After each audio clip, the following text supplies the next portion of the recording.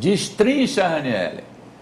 Agora, Amadeu, olha, o ex-presidente Jair Bolsonaro, menos de uma semana depois que chega ao Brasil, depois de 3 meses nos Estados Unidos, já chega com esse depoimento à Polícia Federal. Ele ainda não chegou à sede administrativa da PF, que fica aqui em Brasília, mas está marcado esse depoimento em São Paulo. Em questão, Amadeu, estão mais aí cerca de 18 milhões de reais, porque só aquele conjunto que foi retido pela Receita Federal custa 16 milhões e meio, mais os outros 2 que foram entregues pelo presidente. A PF investiga se Bolsonaro cometeu o crime de peculato, que é quando um agente público usa o cargo no governo para enriquecer ilicitamente, para ganhar dinheiro com isso. A defesa de Bolsonaro deve bater na tecla de que o ex-presidente não sabia a diferença, a partir daquele acórdão do Tribunal de Contas da União, quando é que esses presentes devem ser colocados no acervo pessoal e no acervo presidencial. Só lembrando que antes de deixar o governo no ano passado, o ex-presidente tentou colocar esses presentes, que de acordo com ele, depois de um choque de versões seria a União, no seu acervo pessoal. Vamos ouvir agora sobre a multa, né? Deixa a multa para a segunda parte, a gente volta com a multa, para você explicar que multa é essa e se é do Tarcísio, é do governador passado, já você vai explicar. Amadeu, só um detalhe, recebi aqui informações de que na sede da PF não tem nenhum apoiador do ex-presidente da República e que ele não deve falar à imprensa como ele não falou quando chegou ao Brasil na semana passada. Certo, vai ser agora à tarde. Vamos lá, eu vou ver aqui o meu time sobre esse depoimento. Porque o Bolsonaro tem 36 anos de vida pública. Entrou vereador, depois deputado federal e presidente. E essa é a primeira vez, porque ele sempre teve o foro privilegiado, essa é a primeira vez que ele presta contas à justiça, como disse a Raniele. Inicialmente, peculato, que é se apropriar do bem público. Efetivamente, Ari, prospera na sua visão?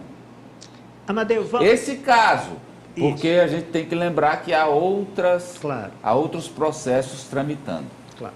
Olha, que ele vai se tornar inelegível é uma questão de tempo, são 16 ações e ele vai se tornar, o TSE vai considerá-lo inelegível. Agora, o curioso é que, assim como Trump lá nos Estados Unidos se tornou o primeiro presidente norte-americano indiciado, né, por um crime, por cometer um crime, por um ilícito na área criminal, aqui o ex-presidente Jair Bolsonaro está envolvido até o pescoço numa série de investigações seríssimas que vão desde atentado contra a democracia até a posse irregular de bens da União, porque as joias são isso, né? Elas são bens da União.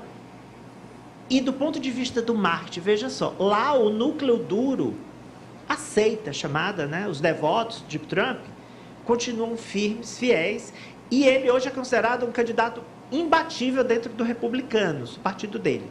E aqui, o núcleo duro também do Bolsonaro, embora a Raniele tenha citado que eles não vão a esse ato na PF, a gente viu na pesquisa do Datafolha, acho que sinalizou isso, você bem destacou, permanece também fiel a ele. É impressionante como a mente desse núcleo duro ligado a ele é totalmente impermeável a qualquer informação, a apuração, investigação de cometimento de crime, de ilegalidade. Isso é um fato que precisa ser estudado pela ciência. Inclusive, um fato como esse, incontestável. Cíntia? Eu acho que é difícil escapar. Tem muitas evidências, não dá para... Me parece assim muito infantil essa alegação de que ele desconhecia, porque a gente não está falando de um assessor de terceiro escalão, a gente está falando de um presidente da República que é cercado de assessores do mais alto nível. E todo esse processo de transporte das joias, de tentar escondê-las, não me parece que combine com essa justificativa infantilizada, que nada mais é do que só uma tentativa de continuar mantendo aquela sua bolha, né, do seu entorno, que é um bolhão, né, enorme, muita gente, milhões de brasileiros que acreditam piamente na inocência ou se valem do que eles acreditam, porque não é possível que alguém que tenha um mínimo de conhecimento possa achar que ele iria esconder presentes na casa de um ex-piloto se fosse uma coisa que não tem tanto valor. Então, porque, sabe, são tantas perguntas que vêm aí de todo esse episódio, e eu concordo com a Ari, a inelegibilidade dele é algo que é um caminho sem volta. Não é somente por isso. O caso envolvendo Anderson Torres e as Blitzen da Polícia Rodoviária Federal é um caso gravíssimo, gravíssimo, escandaloso mesmo, que põe em dúvida, põe em xeque o aparelhamento de órgãos públicos para fraudar um processo eleitoral. E a gente está falando de uma fraude eleitoral. Olha que fraude eleitoral com urna eletrônica, ela não se dá. Logo, de onde que veio essa tentativa de fraude? Aparelhamento de quem sempre procurou descredenciar as urnas eletrônicas. Então, eu vejo que é um caminho sem volta. Agora, esse caso das joias é o caso que mais escandaliza e é o que mais arranha a imagem dele, embora não seja o de maior potencial, digamos assim, lesivo politicamente ou juridicamente. Pois não, Kátia? É o que exatamente mexe com essa áurea de homem honesto, né, Cíntia? Que a gente já, assim, mexe mais concretamente, mais visivelmente, porque não é possível... Isso, visivelmente, acho que é isso. Joias, acho que é né? isso. Eu acho que a questão está aí, é como a história das malas encontradas no apartamento lá do Gedel, né? Isso, sempre vai ser, sempre vai ter aquela imagem. Então não é possível, assim, com joias, aquela riqueza e de se ver, porque sempre, como o Ari falou, né, é inocente, é um homem honesto, é um homem de bem, mas nesse caso, e é por isso que a imprensa a própria, os opositores do ex-presidente batem tanto nesse caso, é por essa questão. Você vê as imagens dessas joias e todas as informações que cercam esse caso, então, óbvio, para quem tem o ex-presidente Jair Bolsonaro como um mito, como um ídolo, nada vai afetar essa imagem. Mas dentro daquele eleitorado que tem ainda o discernimento e divide aí as questões, é inegável. É inegável, não existe mais essa áurea de homem honesto, homem sobre o qual não paira nenhuma acusação de furto, de roubo, e as joias.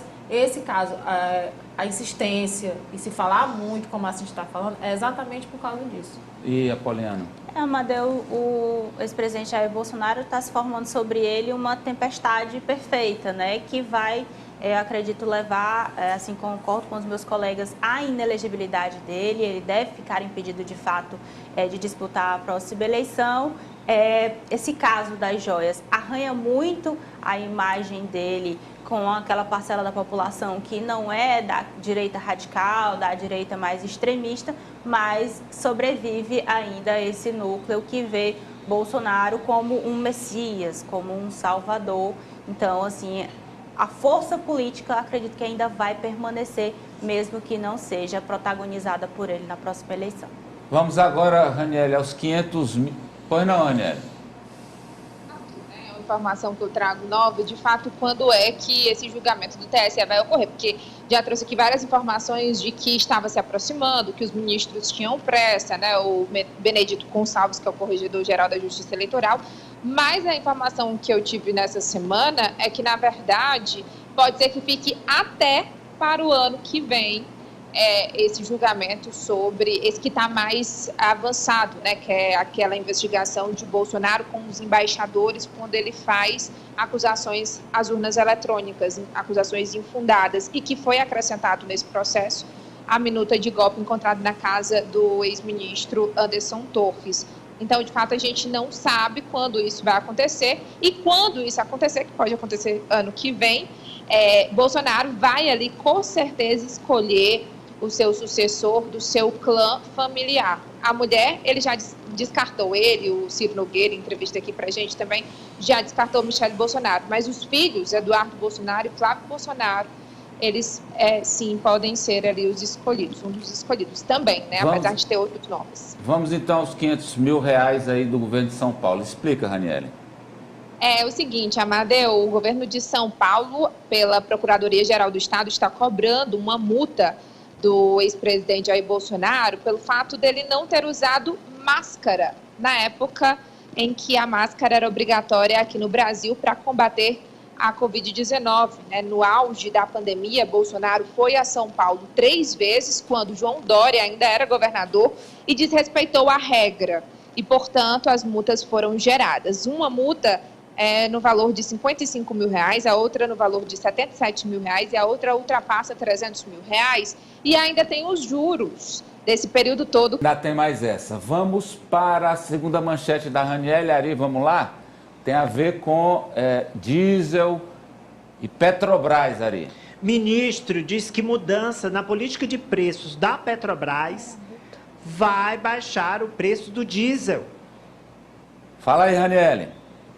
Olha, o ministro Alexandre de Silveira, ministro de Minas e Energia do governo Lula, em entrevista hoje à Globo News, falou que vai sim rever essa questão da política de preços da Petrobras, porque atualmente as diretrizes, de acordo com ele, são um verdadeiro absurdo e que vai exigir o que está previsto na lei das estatais e na Constituição brasileira, que é que a Petrobras tenha esse colchão de amortecimento para que os brasileiros não sofram com os reajustes, porque atualmente a política de preços é aquela, né, de paridade internacional, baseada no dólar e também no barril do petróleo. Alexandre Silveira disse que com essas mudanças, levando em consideração o mercado nacional, deve ter aí uma redução no preço do diesel de 22 a 25 centavos. Ele falou, inclusive, que o governo, como controlador da Petrobras, vai fazer com que a Petrobras respeite o povo brasileiro. Mas também afirmou que vai continuar respeitando a governança e a natureza jurídica da estatal de capital misto, que eu estava lendo agora há pouco, acabei de receber aqui uma nota da Petrobras falando que reafirma o compromisso com a prática de preços competitivos e em equilíbrio com o mercado nacional. Ao mesmo tempo, evita o repasse imediato das volatilidades externas e da taxa de câmbio. E diz que não recebeu nenhuma proposta do Ministério das Minas e Energia a respeito da alteração da política de preços. Bem, quaisquer propostas de alteração da política de preços serão comunicadas ao mercado. Talvez aqui seja uma cena exatamente ao mercado. Na verdade, o ministro Alexandre está reagindo a uma fala do presidente Lula, né, que quer pressa, Cíntia. Mas essa pressa também pode causar reações aí a Petrobras. Não, mas não pode ser assim, é interferência, não é interferência. Tem que ser feito, claro, não dá para ser a política que era, mas eu acho que também não pode ser no atropelo. Não pode ser no atropelo, mas lembrando que essa é uma fala política do presidente Lula, que o beneficia politicamente. Aí prova, por exemplo, que aquele embate com o Roberto Campos aparece sendo aprovado por 80% da população na pesquisa do Datafolha. É uma fala política, imagino, um desejo do presidente, é nosso, meu também, de todo mundo, mas é uma situação que não vai dar para ser resolvida dessa forma, sob pena de nós cairmos ainda num buraco mais fundo do que o que já estamos. Vamos, Raniele, falar aí sobre o presidente Lula, que tem um plano audacioso. Ele, esse audacioso quem está falando sou eu. Ele quer tentar remendar as relações de Lira e Pacheco e quer fazer isso dentro de um avião. Concordo com você, viu? Missão quase impossível, 007, será? É o seguinte, o presidente Lula, que já está com viagem marcada para a China no dia 11, né, próxima terça, depois de anunciar ali o balanço dos 100 dias de governo, ele já fez o convite a Pacheco e a Lira, presidentes do Senado e da Câmara, para a comitiva presidencial também em viagem à China. E no mesmo avião, na cabine presidencial, Pacheco já confirmou, vai com Lula, né, aliado de primeira hora. Agora, Lira não, ainda não confirmou, resistiu no primeiro momento, mas deve confirmar. E se isso acontecer, uma vez que são 30 horas de voo, Amadeu, tempo não vai faltar para que Lula tente ali fazer com que os dois entrem em um consenso. Por quê? Porque há um duelo, a gente vem mostrando nos últimos dias, entre Lira e Pacheco sobre a instalação das comissões especiais que vão debater as medidas provisórias que são de interesse direto do governo. Medidas provisórias essas que eu mostrei ontem, que tem prioridade, como Minha Casa Minha Vida, Bolsa Família,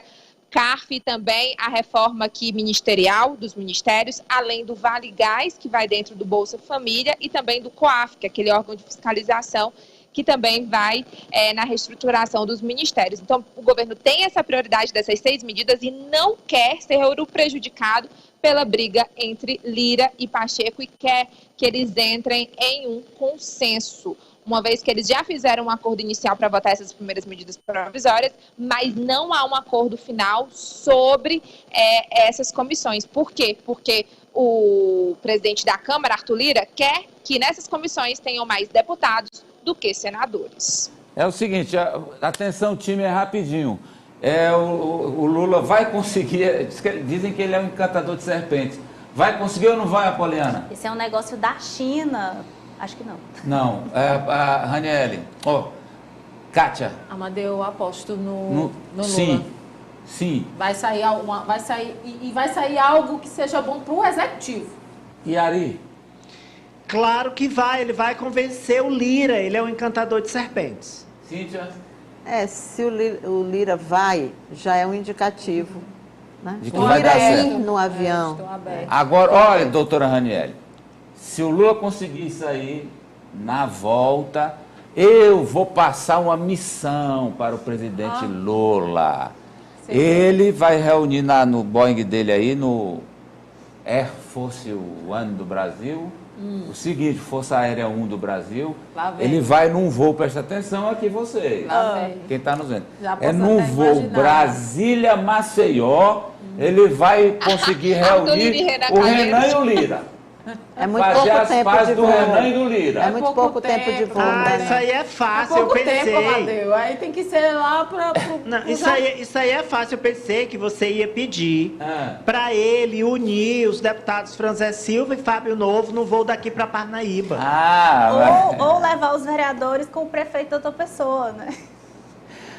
Ou colocar uma mulher na corte do Tribunal de Justiça. Isso Só aí de Amadeu. confusão. Renan e Lira é bobagem. Isso é Lá em bobagem. Maceió, bobagem. Aham. Perto de tudo que a gente Agora fala aqui. mesmo vai uma mulher para a Lua, a NASA vai mandar. Eu quero Perto ver. do Para a que o Lua Ari é fácil. Quero diz. ver, vou colocar aqui uma mulher no Isso, Tribunal perto de do Justiça. que a Cíntia tá indicada pedindo. pela OAB. Aí eu quero ver. É bobagem. Colocar uma pessoa com deficiência na Assembleia, na Câmara. Lira e Renan é Não, mas